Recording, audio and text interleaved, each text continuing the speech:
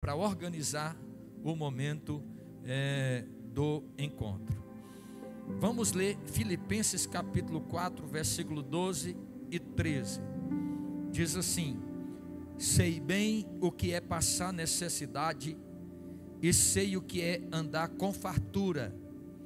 Aprendi o mistério de viver feliz. Diga comigo, viver feliz. Não, é só para quem está vivo. Diga aí, viver feliz. Aprendi o mistério de viver feliz em todo lugar. Diga todo lugar. Diga em qualquer situação. Pronto, agora vamos repetir a frase toda. Aprendi o mistério de viver feliz em todo lugar, em qualquer situação.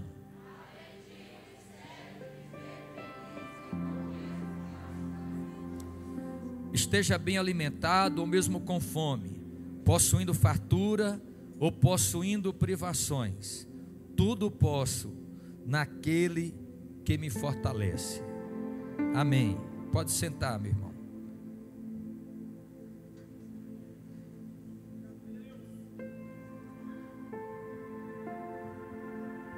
Muito bem, irmãos, esqueci aqui de apresentar uma irmã também. Agora eu acho que eu perdi o nome dela.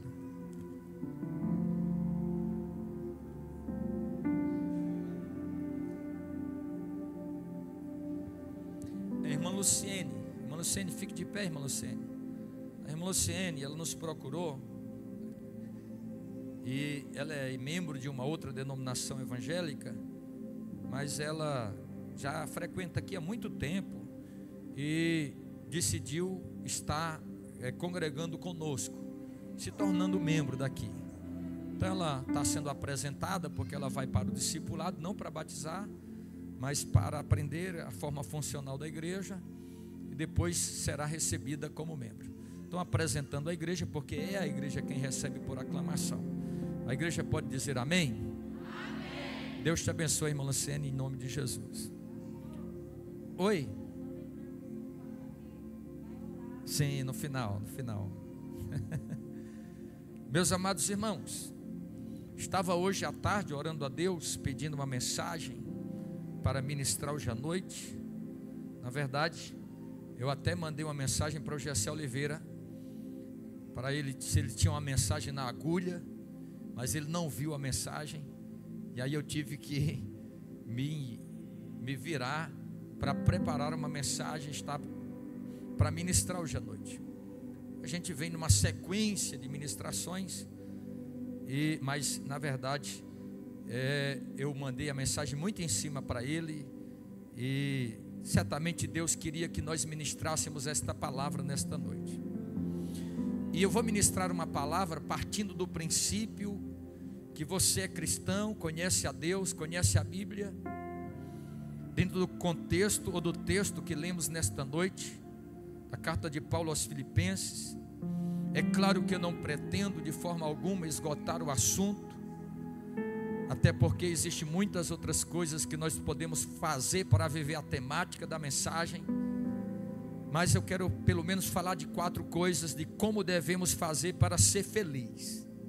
Quantos aqui querem ser felizes? Agora eu vou mudar a pergunta: quantos aqui são felizes? Querer ser feliz é uma coisa, ser feliz é outra. E como disse, eu vou partir da premissa aqui de que você conhece a Bíblia, conhece o Evangelho, entende o texto que nós lemos nesta noite, o texto citado por Paulo, carta esta que é chamada de a carta da felicidade, uma carta também conhecida como carta da prisão, porque quando Paulo escreveu esta carta aos Filipenses, Paulo estava preso em Roma, por amor do Evangelho, por amor dos irmãos, e por amor à igreja e à fé que ele professava. Mas mesmo assim, estando preso, estando aprisionado, esta condição de estar preso não foi suficiente para tirar de Paulo a felicidade, ou contentamento, ou estar feliz. Ele mesmo vai escrever no mesmo capítulo 4 e versículo de número 4, a seguinte expressão: alegrai-vos no Senhor. Outra vez digo, alegrai-vos. Em outra tradução, regozijai-vos no Senhor. Outra vez digo, regozijai-vos. Como é que um homem que está preso, aprisionado, numa prisão, foi-lhe roubada a liberdade de ir e vir, está escrevendo uma carta, orientando a igreja que ele fundou e pastoreou, para que os crentes daquela igreja sejam crentes felizes, estejam contentes. O que é felicidade? Se você for no dicionário, você vai descobrir uma definição, ou ter uma definição, de que é o estado de uma consciência plenamente satisfeita. Felicidade é satisfação, é contentamento, é bem-estar. Eu li uma tradução, mas a nossa tradução mais antiga, tradicional, Paulo diz: aprendi a estar contente em toda e qualquer situação. Então, estar feliz é estar com uma consciência plena de satisfação e de contentamento e de bem-estar, independente do momento ou da condição que a pessoa está vivendo. O que é isso na prática? Por muitas das vezes, dificilmente encontraremos alguém plenamente satisfeito em todo o tempo. Eu estava uma vez estudando, e até já falei aqui em outra ministração, para falar acerca das coisas da vida, e um certo pensador disse que nós, os seres humanos, geralmente temos 3 momentos na nossa vida. A grande maioria dos nossos dias são iguais a todos os dias. Aquele dia que você acorda, você trabalha, você faz a jornada do dia a dia. A grande maioria dos nossos dias são iguais a todos os dias. Os outros dias são dias felizes, ou momentos felizes, momentos de contentamentos.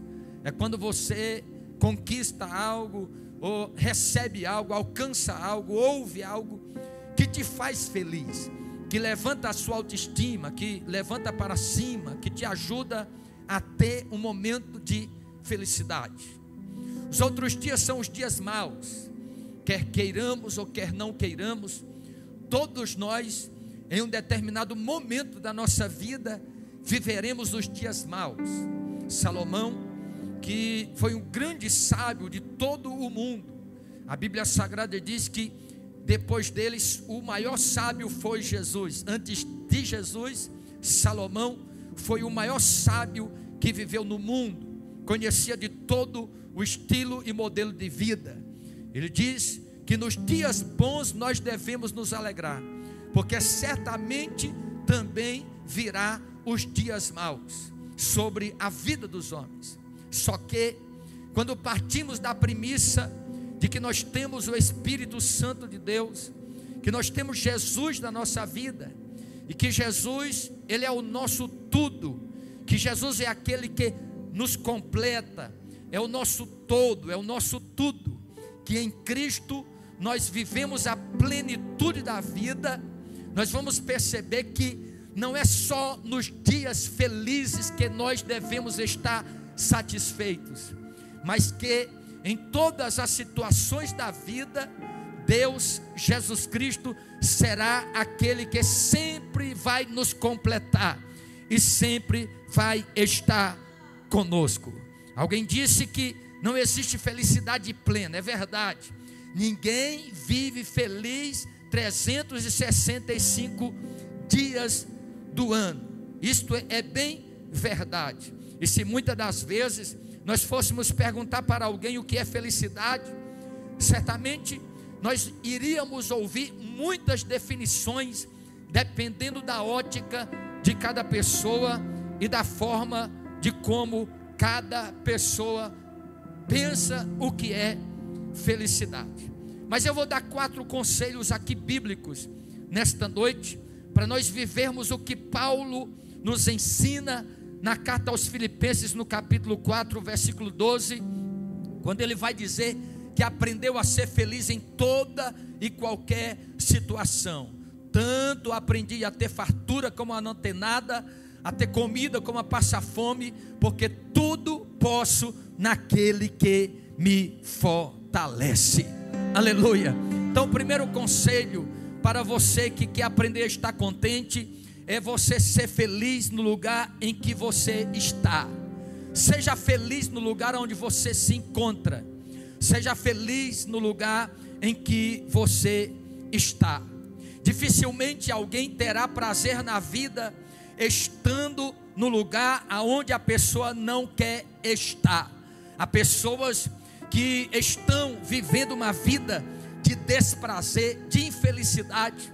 Existem pessoas, até mesmo cristãos, pessoas que dizem servir a Cristo, servir a Deus, que estão vivendo uma vida infeliz porque vivem lamentando os seus fracassos, reclamando do lugar aonde se encontra. Se você quer ser uma pessoa que quer aprender a estar contente em toda e qualquer situação, aprenda a estar contente, feliz no lugar aonde Deus te colocou.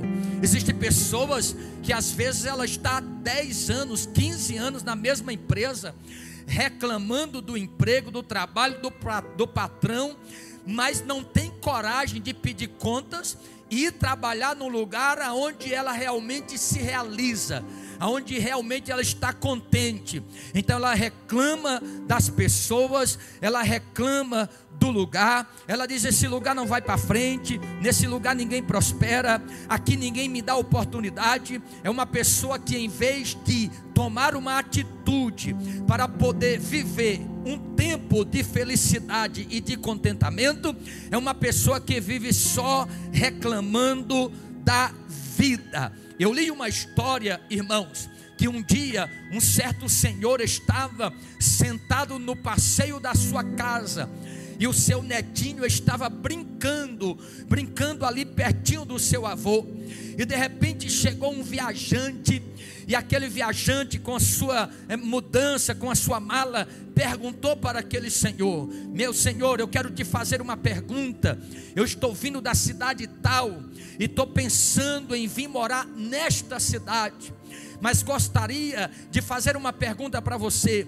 Você mora muito tempo nesta cidade? O senhor disse: sim, eu moro muito tempo nesta cidade. Aí ele fez uma segunda pergunta: como é esta cidade? Como é os habitantes dessa cidade? Como são as pessoas desta cidade? Aquele senhor, muito sábio pelas experiências da vida, respondeu a pergunta daquele homem com outra pergunta: me diga uma coisa, a cidade de onde você vem, como ela é? A cidade de onde você vem, como são os habitantes daquela cidade? Como são os moradores daquela cidade? Aí aquele homem respondeu: não, aquela cidade de onde eu vim ninguém presta, todo mundo lá fala mal da vida dos outros, as pessoas não ajudam uns aos outros, eles vivem se importando com a vida dos outros. Aquele povo é tão ruim que eu decidi mudar daquela cidade. Aquele senhor disse para ele: o povo dessa cidade é do mesmo jeito do povo da sua cidade. O povo dessa cidade também é um povo que fala mal dos outros. O povo dessa cidade é um povo ruim.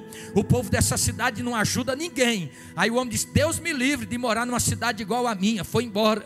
Poucos minutos depois veio um outro viajante.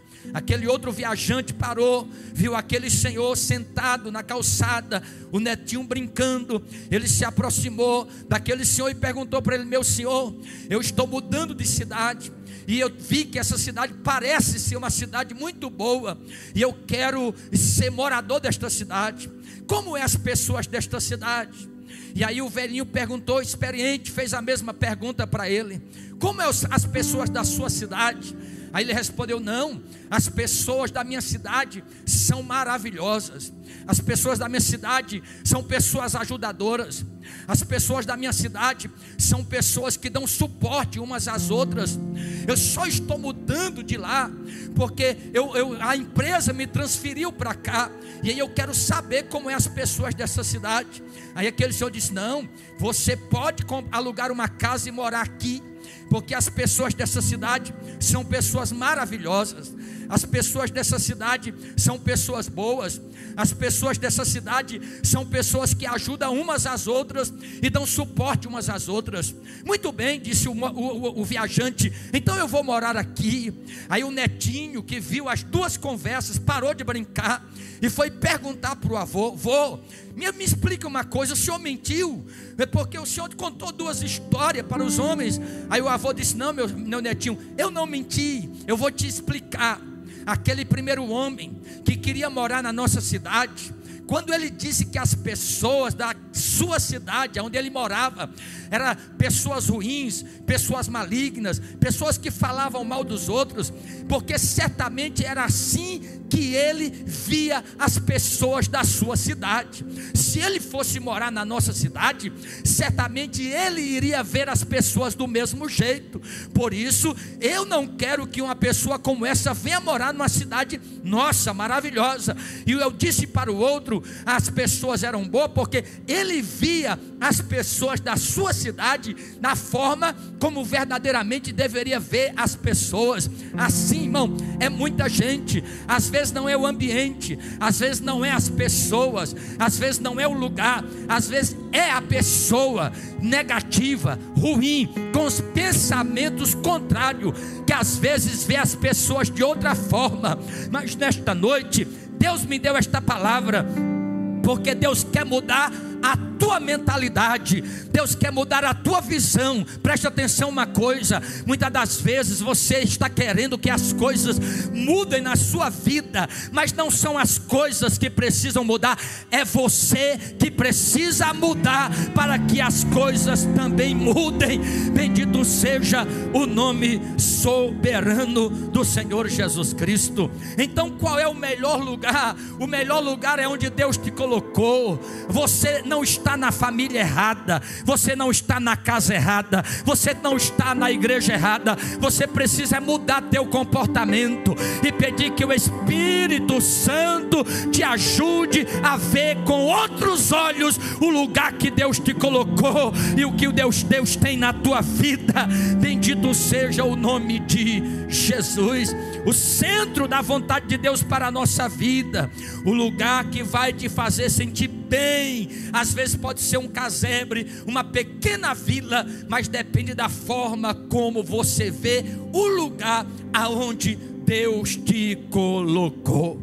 Segunda coisa, quer ser feliz? Tenha propósito. Diga comigo: propósito. Propósito. Tem um grande pensador que disse: poucas pessoas realmente vivem, a maioria das pessoas apenas existem. E por que as pessoas apenas existem? Porque as pessoas vivem sem propósito. Tem pessoas que dormem e acordam sem saber qual é o propósito da vida.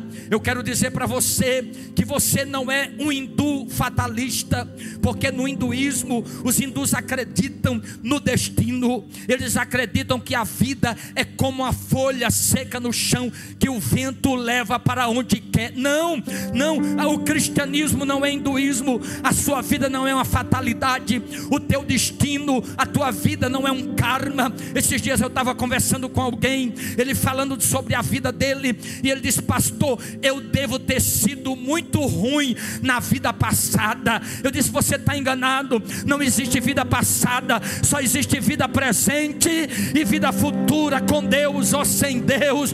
Bendito seja o nome do Senhor. Mas o grande problema é que a grande maioria das pessoas vivem uma vida sem propósito. Que é propósito? Propósito é um desígnio, propósito é um projeto de vida, é o que eu vou fazer da minha vida e aonde eu quero chegar enquanto eu estou vivendo nesta terra. Sêneca, um grande filósofo, pensador e estadista romano, ele disse: se o homem não sabe para onde se dirige, nenhum porto lhe será favorável. O grande problema da crise de identidade da nossa geração é que a grande maioria de seres humanos não sabe o que quer da vida, não sabe aonde quer chegar, nem para onde está indo, mesmo sendo cristão. Muitas das vezes, se você perguntar para a maioria maioria dos crentes: qual é o que você pensa da vida? Eu quero ir para o céu. A resposta dele é essa. Não, irmão, todos nós já sabemos que o céu é o alvo do crente, ponto final. Só que para chegar lá, você tem que viver um propósito de vida. Você tem que ter uma razão para viver, aquilo que vai nortear a tua vida, aquilo que vai fazer você acordar no outro dia e vai fazer você se movimentar para alcançar aquilo que é o seu propósito de vida. Olha aqui para mim: todos os organismos vivos são formados de uma estrutura essencial chamada célula. A célula é formada por 3 partes principais e uma delas é o núcleo. O propósito é o núcleo da vida. Quem não tem propósito não tem vida, não sabe por que existe, o que está fazendo aqui e nem para onde está indo. Você precisa ter um propósito. Eu tenho certeza que Deus não quer despedir ninguém aqui nesta noite, sem que você se levante para ir embora, mas se levante com um propósito de vida a partir desta noite. Bendito seja o nome soberano do Senhor. Todo cristão precisa ter um propósito essencial na vida. Viver a vida e não passar pela vida, mas viver a vida conhecendo e praticando o projeto de Deus para si. Quantos nesta noite acreditam que Deus tem um projeto na tua vida? Quantos acreditam? Eu acredito, e a Bíblia diz isso. Nós estudamos não faz muito tempo aqui na escola dominical, há 15 dias passado, sobre o aborto, e nós aprendemos nesta lição que Deus tem um projeto na vida de uma pessoa, antes mesmo desta pessoa ser fecundada no útero da sua mãe. Deus já tem no céu um propósito para esta pessoa. Deus diz para Jeremias, no capítulo 1, versículo 5, Deus está chamando o profeta Jeremias. Jeremias é muito novo ainda, 25 anos de idade, sendo preparado para o sacerdócio. Aí Deus aparece a ele: Jeremias, eu te chamei, e aí eu quero te enviar. Ele disse: não, Senhor, disse ele, eu não passo de uma criança. Deus disse: Jeremias, não digas que eu não passo de uma criança, porque antes que você fosse formado no ventre da tua mãe, eu te conheci, e antes que a madre te trouxesse ao mundo, as nações eu te dei por profeta. Eu quero dizer que Deus te conheceu no ventre, e Deus tem um propósito na sua vida. Bendito seja o nome de Jesus. Eu quero dizer que nesta noite Deus quer curar a crise de identidade de alguém.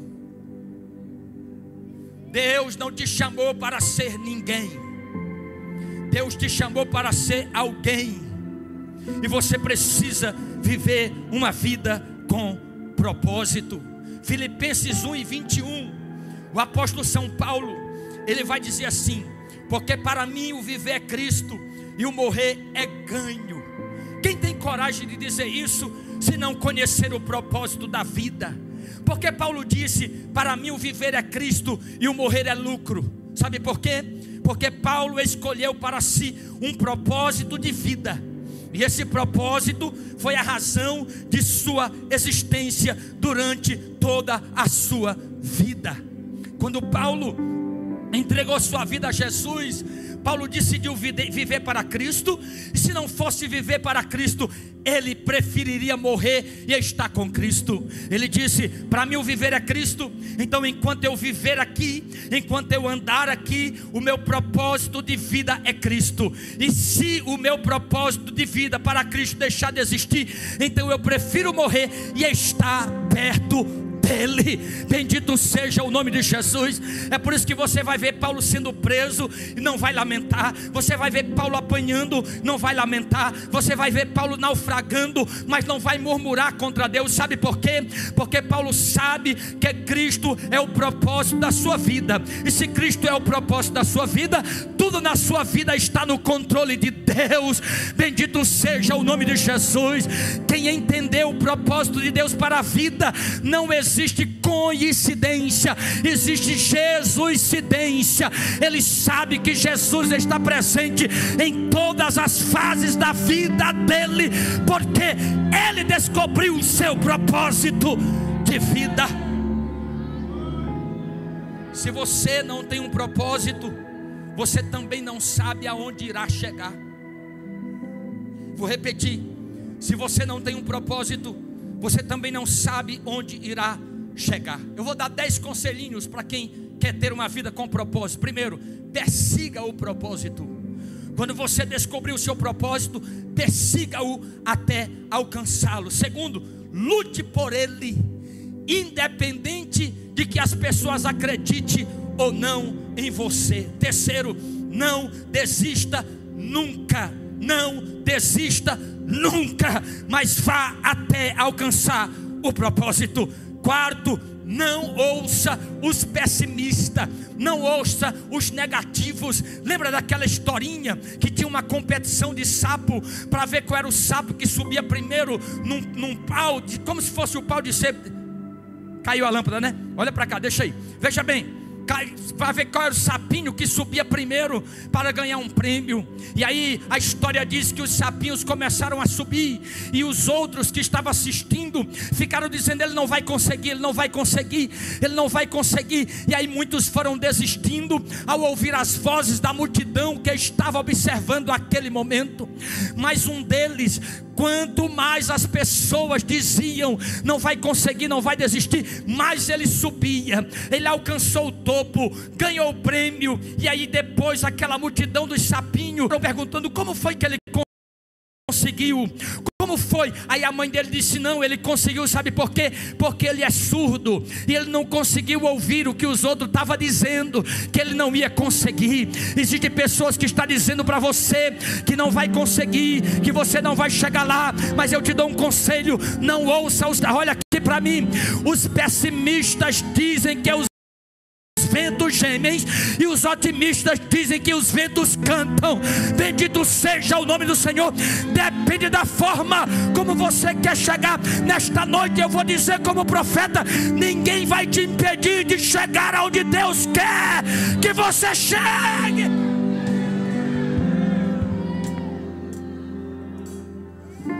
Não ouça os pessimistas. Trabalhe duro. Nada na vida vem de graça. Não adianta você ficar deitado na rede cantando: eu quero trabalhar para o meu Senhor. Se você quiser chegar em algum lugar, você tem que trabalhar duro. Às vezes tem que acordar mais cedo do que os outros. Às vezes tem que pagar o preço que ninguém está pagando. É por isso que apenas 1% de alguém na humanidade chega em lugares que nunca ninguém chegou. 99% vai chegar aonde a multidão chega, e apenas 1% alcança a excelência. Sabe por quê? Porque ele trabalha duro, porque ele se esforça, porque ele paga o preço. Não existe nada de graça. Olha aqui para mim: Deus não dá nada de graça a ninguém. Essa teologia que venha para Deus e os teus problemas vai acabar é mentira. Tudo na vida tem um preço. Tudo na vida tem um preço. Deus diz na sua palavra: se você não for fiel nas coisas da terra, ninguém confiará as coisas celestiais. Primeiro você tem que pagar o preço, ser fiel, trabalhar duro, ter disciplina, ser dedicado. Irmão, eu nunca vi um homem disciplinado e dedicado nunca chegar aonde ele quer chegar. Olha aqui para mim: a vitória, o sucesso, a conquista não é de quem tem talento, não é quem tem dinheiro, não é quem tem diploma. O sucesso e a vitória é de quem tem disciplina, é de quem é perseverante e de quem é constante. Quinto, sexto, não jogue tempo fora. O maior roubador de tempo dos crentes hoje é o celular. E um grande pregador disse que foi necessário o celular ser inventado para no dia do trono de Deus mostrar que o tempo. Você não tem tempo para orar, não tem tempo para ler a Bíblia, não tem tempo para jejuar, mas tem tempo para ficar 6 horas, 4 horas, é o mínimo no Brasil, 6 horas no celular. Mas muita gente está matando tempo. Quem mata tempo, irmão, não é homicida, é assassino. Olha aqui para mim. A única moeda de valor que nós temos realmente na vida é o tempo. O tempo. Nenhum de nós saberemos o que acontecerá amanhã. E muita gente está jogando o tempo fora. Está perdendo tempo com coisas supérfluas. Hoje nós temos aí as redes sociais, e muita gente acha que está alcançando conhecimento. Não, tem muita gente cheia de informação, mas pobre de conhecimento, porque não é seletivo, não tem disciplina, não usa o tempo com qualidade. Se você quer ser feliz e contente, aprenda a administrar o seu tempo com qualidade. Tenha tempo para usar seu celular. Eu sei que não tem como viver sem ele nos dias de hoje, é como se fosse uma segunda pele, mas tenha tempo para o principal, tenha o tempo para o essencial, tenha tempo para o propósito de Deus na sua vida. Sétimo, não se embarace com quem não quer nada. Você quer chegar a algum lugar? Pare de andar com quem não quer nada. Você quer chegar a algum lugar? Pare. Hoje, quando você chegar em casa, bloqueie os amiguinhos que não te levam para lugar nenhum, aqueles que só te puxam para o buraco, aquele que não leva você para nenhum lugar. Se afaste de quem não acrescenta nada na tua vida. Só ande com quem te puxa para cima e não quem te puxa para baixo. Eu prefiro ter um amigo que me puxe para cima do que 10 amigos que me levam para o buraco. Só ande com pessoas que vai ajudar você a crescer. Próximo, se distancie de falsas amizades. Tem amigos que só é seu amigo enquanto você está mal, mas na hora que você está bem, ele é o primeiro que não fica feliz com sua vitória. Próximo, busque a excelência. Tudo que você for fazer, faça bem, faça com qualidade. Nem que se for jogar pilota, seja o melhor jogador de pilota do prata.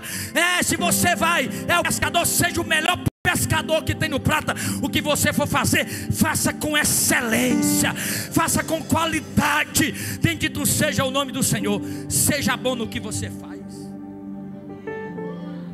Um dia, uma criança dormiu na sala de aula. Um jovem. Quando ele dormiu, o professor de matemática estava dando uma aula e colocou no quadro, para encerrar a aula dele, as 2 equações matemáticas consideradas insolúveis no mundo. História real. As 2 equações matemáticas consideradas insolúveis. Aquele menino dormiu na sala de aula. Quando acordou, a sala já tinha saído. E ele viu aquelas 2 equações matemáticas no quadro, pensou que era o dever de casa. Ele copiou as 2 equações matemáticas, achando que era o dever de casa. Passou a noite inteira acordado, tentando resolver aquelas equações. Quando o dia amanheceu, ele tinha conseguido resolver uma das equações consideradas insolúveis na matemática. Quando ele chegou no outro dia, lá nos Estados Unidos, chegou no outro dia na sala de aula, que entregou para o professor está aqui meu dever de casa. O professor viu que ele tinha resolvido uma das 2 equações matemáticas consideradas insolúveis. Por quê? Porque ele pagou o preço na excelência para chegar aonde ele chegou. Quarto, não defina a alegria da sua vida pelo que os outros têm. Quer ser feliz? Não defina a felicidade da sua vida pelo que os outros possuem, mas seja alegre com você mesmo, seja alegre com você e seja alegre com o momento que Deus criou na sua vida. Sabe por que as pessoas não sabem ser felizes hoje? Porque as pessoas não sabem viver os momentos felizes. Às vezes ela ganha um pouco, ela trabalhou para comprar um carro, aí comprou um fusquinha, só um fusquinha. Seja feliz com o fusquinha que você comprou. Se você for fiel, Deus vai te ajudar a chegar um pouquinho mais na frente. Seja feliz, não defina a sua alegria pelo que os outros têm. Você pode ter comprado o seu fusquinha, que você trabalhou muito para comprar, e de repente você está na rodovia e passou alguém numa Ferrari a mais de 200 por hora. Você não precisa ficar ficar lamentando, ele na Ferrari, eu num Fusquinha. Não, pegue na direção de graças a Deus, que Deus me deu condições de comprar o meu Fusquinha. Bendito seja o nome de Jesus. Seja feliz com aquilo que você tem hoje, com o que você tem agora. Não defina a tua felicidade pelo que os outros têm, mas seja alegre agora, no momento que Deus te deu, e você vai ver que Deus vai fazer coisas grandes na sua vida. Tem gente que lamenta de tudo na vida, irmão, de tudo. Para ela nada está bom. Mas eu quero dizer para você que a alegria é o componente da felicidade. Aliás, a alegria é o combustível. A alegria é o combustível da felicidade. Vou falar, eu tenho 30 anos de pastor, de crente, só aqui 20. Eu nunca vi tantos crentes infelizes como na geração que eu estou vivendo. A gente olha no semblante de muitos, você percebe que a pessoa tem uma boa casa, tem um bom carro, tem uma boa estrutura, mas não é feliz.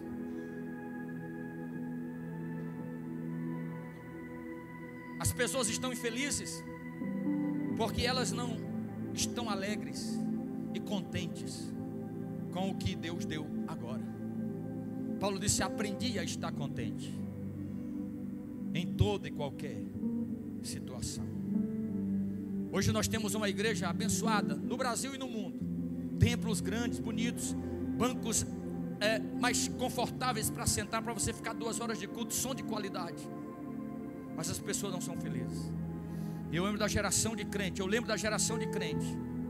que a igreja era de piso de barro, os cultos eram à luz de lamparina. Quem tinha uma bicicleta ia para o culto de bicicleta, quem não tinha ia a pé. Mas quando chegava no culto, ele adorava Jesus, ele era feliz com Jesus, ele era contente com Jesus, porque não eram as coisas que determinavam a sua felicidade. Eu vi uma frase de um filósofo que ele diz que feliz não é quem tem muito, feliz é quem não tem necessidade das coisas. Feliz é quem aprendeu a estar contente com o que tem, é quem sabe dar graças a Deus pelo que Deus colocou na vida. Mas tem muita gente definindo a sua alegria pela vida dos outros. Eu quero dizer para você que Deus quer te dar um batismo de alegria nesta noite. Bendito seja o nome soberano de Jesus. A alegria é o combustível da felicidade. Ninguém pode ser feliz descontente. É por isso que Neemias disse: não chore, a alegria do Senhor é a nossa força. Bendito seja o nome de Jesus. A mulher chegou para Eliseu, o filho estava morto em casa, e quando ela chega na casa do profeta, o profeta pergunta: como vai o teu marido? Vai bem. Como é que vai a tua casa? Vai bem. Como é que vai o teu filho? Vai bem. Porque pelo amor de Deus bendito, vai tudo bem.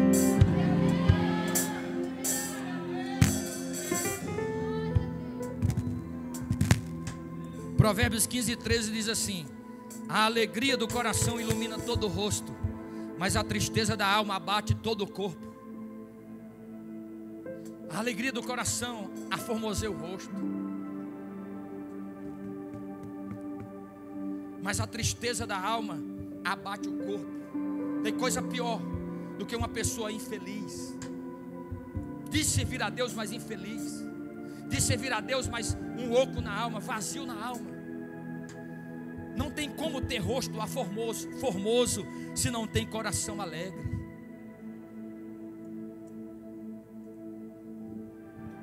Atos no capítulo 13, 49, 52, e a palavra do Senhor se divulgava por toda aquela província.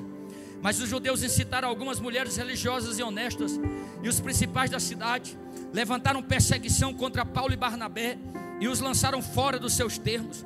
Sacudindo, porém, contra eles o pó dos seus pés, partiram para Icônio. E os discípulos estavam cheios de alegria e do Espírito Santo. Tem crente que tem o Espírito Santo, mas infeliz.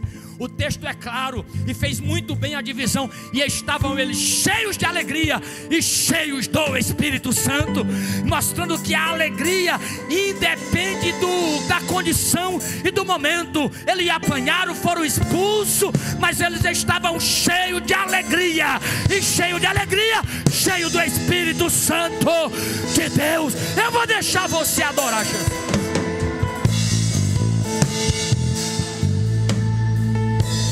A Bíblia diz, Romanos 14:17, o reino de Deus não é comida nem bebida, mas justiça, paz e alegria no Espírito Santo.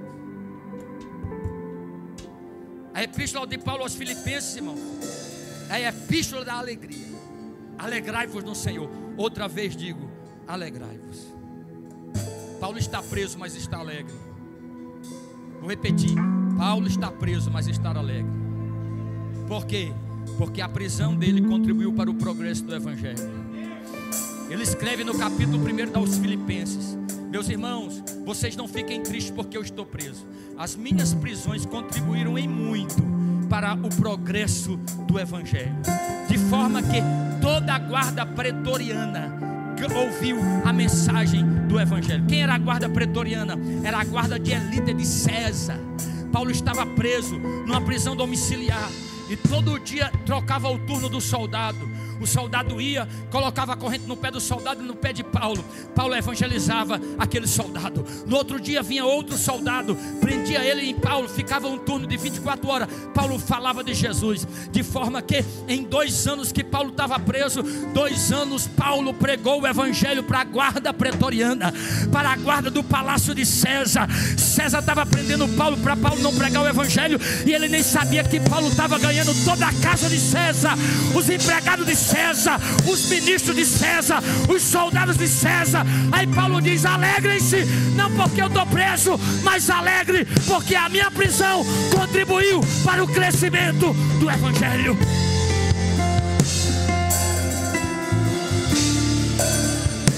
É a primeira vez que eu vou pedir e não mais. Diga para a pessoa que está do teu lado aí, diga assim: aproveite a vida, porque ela dura só um momento.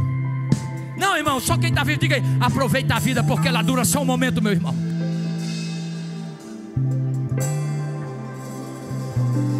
Eu vou deixar você adorar Jesus.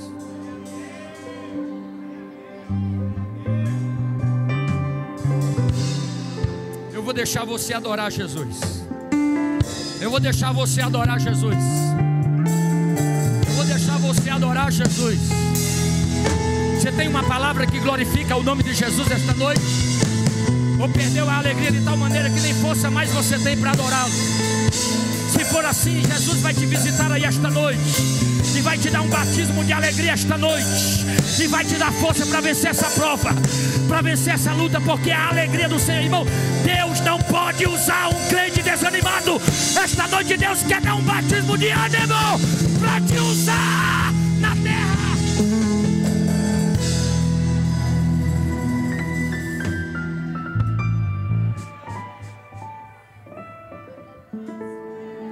Você não sabe quanto tempo você ainda tem. Não faz muito tempo aqui no Prata, um jovem de 18 anos de idade, 19 anos, promissor, de uma família muito bem sucedida, faleceu de repente. Essa semana um amigo do Diego, 31 anos de idade, 32 anos de idade, de repente faleceu.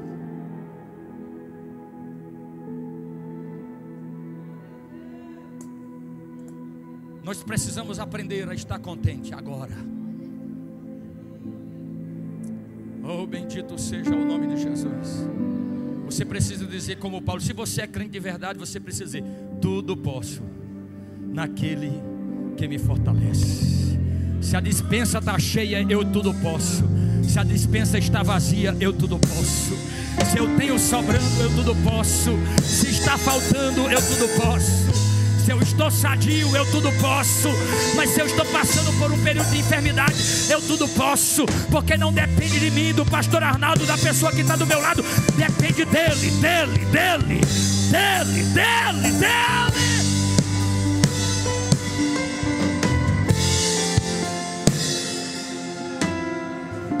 Um autor desconhecido, ele escreveu: a vida é uma peça de teatro que não permite ensaios.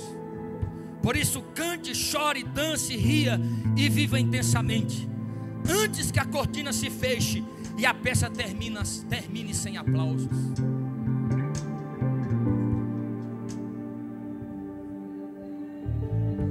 Tem muita gente que quer fazer como aquele homem rico da história de Lázaro. Ele quer orar tarde demais, quer evangelizar tarde demais, reconhece o ministério de Abraão tarde demais, tudo é tarde.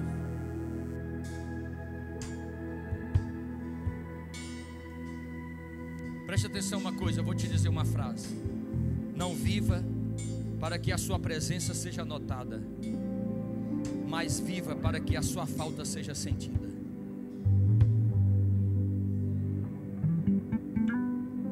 Vou repetir: não viva para que a sua presença seja notada, mas para que a sua falta seja sentida.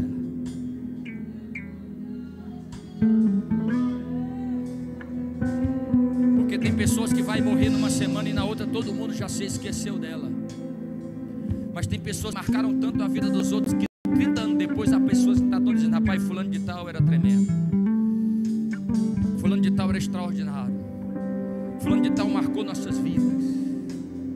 Tem gente que parte para a eternidade e as pessoas não querem nem se lembrar de que ela existiu. Mas tem pessoas que viveram uma vida tão marcante que passa gerações e as pessoas ainda estão se lembrando dela. Quando eu estava pensando nessa mensagem, eu me lembrei de um homem na Bíblia. Todo rei que morria em Israel, esse rei era lembrado e tinha um sepulcro especial para os reis que morriam. Mas teve um rei em Israel que quando ele morreu, o povo nem fez questão de se lembrar dele. O nome dele era Jeorão. Jeorão foi filho de um rei bom chamado Josias, Josafá. O pai dele foi um reformador em Israel, um grande servo de Deus. Mas o texto, quando vai falar de Jeorão, diz assim: e Jeorão fez o que era mal, conforme fizeram todos os outros reis de Israel. De forma que um dia Deus levantou um profeta e disse: Jeorão, chegará o dia em que eu vou te ferir com uma ferida nas tuas entranhas. E quando chegar o dia da tua morte, essa enfermidade sairá para fora das entranhas. Tão mau era este homem e ruim. Quando Jeorão morreu, eu vou ler o texto. Diz assim, ó: e depois de tudo isso, o Senhor o feriu nas suas entranhas com uma enfermidade incurável. E sucedeu que depois de muito tempo, ao fim de 2 anos, saíram-lhe as entranhas por causa da doença, e morreu daquela grave enfermidade. E o seu povo não lhe queimou aroma, como queimava aos seus pais. Era da idade de 32 anos quando começou a reinar. Reinou 8 anos em Jerusalém. Olha isso aqui, está na Bíblia. E foi sem deixar de si saudades. Olha o texto. Foi sem deixar saudades. É claro que um crente não pode fazer isso, mas tem gente que é tão ruim que quando vai, aí alguém diz: já foi tarde. Jeorão, diz o texto, quando ele morreu, não queimaram incenso como fazia para os reis, e não deixou de si saudade. O texto diz: e sepultaram na cidade de Davi, porém não sepultaram no sepulcro dos reis. Fica de pé comigo nesta noite.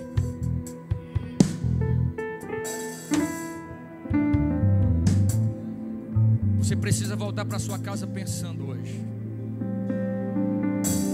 que tipo de cristianismo é este? Porque Paulo, o apóstolo Paulo, ele nos ensinou claramente que tudo nós podemos naquele que nos fortalece. Tudo você pode. Aprendi a estar contente. Sei bem o que é passar necessidade e sei o que é andar com fartura. Aprendi o mistério de viver feliz em todo lugar e em qualquer situação. estando bem alimentado ou mesmo com fome, possuindo fartura ou passando por privação, porque eu tudo posso naquele que me fortalece. Oh, glória ao nome de Jesus. Você quer sair do seu lugar para nós orarmos aqui no altar? Você precisa de uma cura, de um milagre, de um batismo de alegria, de contentamento, de ajuda do Espírito de Deus, para não deixar que os outros definam a tua felicidade. O Espírito de Deus está aqui esta noite para te tomar pela mão. Oh, glória ao nome de Jesus. Para te dar uma nova visão das coisas, uma nova visão do mundo, uma nova visão de vida com Cristo. Oh, bendito seja o nome de Jesus. Se você não quiser vir, mas fique adorando aí onde você está. Faça o seu culto aí onde você está. Nós vamos pedir os obreiros que desçam aqui para ministrar. Chegue aqui mais perto, irmão. Chegue aqui mais perto, tem um vácuo aqui na frente, para o pessoal poder chegar mais perto, quem quiser chegar. Oh, bendito seja o nome de Jesus. Numa geração, num tempo, numa época em que nós estamos vivendo com pessoas doentes. As pessoas têm tudo, mas estão depressivas, estão ansiosas. Depressão, excesso de passado. Estresse, excesso de presente. Ansiedade, excesso de futuro. A única coisa que você tem é o presente, é o hoje. Por isso se chama presente. O hoje é o maior presente que você tem. Bendito seja o nome de Jesus. E por isso Jesus hoje quer te tomar pela mão e quer te dar um batismo de alegria, de renovo, de força, de ânimo. Porque dele, por ele, para ele são todas as coisas. Porque dele, por ele, tem que parar de dizer que acredita e viver cortando os pulsos, querendo tirar a vida, se lançar na frente de um carro, tomar veneno, colocar uma corda. Você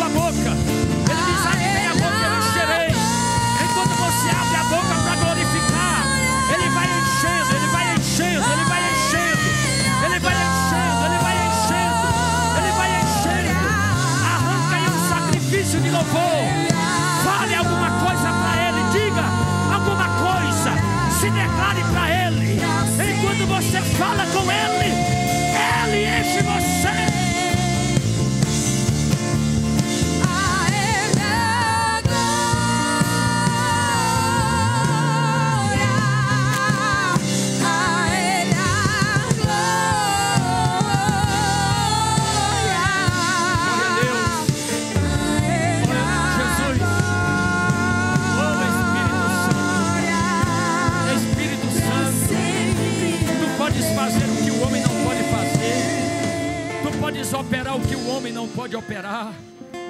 Tu podes agir o que o homem não pode agir, Espírito Santo.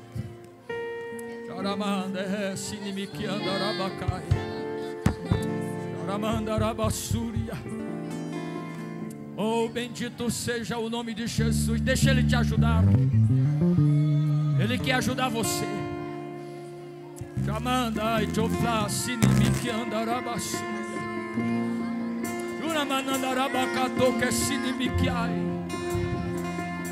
Oh, bendito seja o nome de Jesus.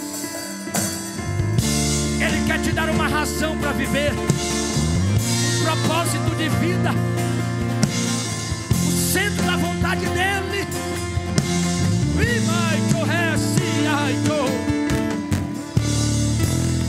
Oh, glória ao nome de Jesus.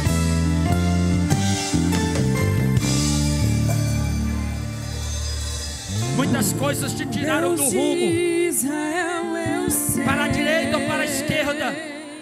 Deus está alinhando novamente a vida de alguém aqui. Ele está alinhando a vida de alguém novamente. Você tem se desviado muito do curso, mas o Espírito de Deus está te trazendo de volta para um alinhamento. Todos que são contra ti, glória! Para um alinhamento do céu. Nada pode decalar o louvor do meu coração. Dos manjares eu abro mão. Se eu fosse você, eu adorava. Ele pode renovar quem é batizado. Ele pode batizar quem não é batizado. Ele pode trazer um renovo. Peça um renovo a Deus. Peça um renovo do Espírito. Senhor, não vou dividir a minha adoração. Exclusivo o meu coração. Batiza Jesus. Batiza Jesus. Renova. Dá um batismo de alegria. Jesus, renova o fervor, Jesus, renova a alegria, Jesus, a força desse crente que não consegue mais se alegrar na tua presença, Jesus, que não consegue mais sentir o teu Espírito, Jesus. Nada pode decalar o louvor do meu coração. Dos manjares eu abro mão, os palácios não quero.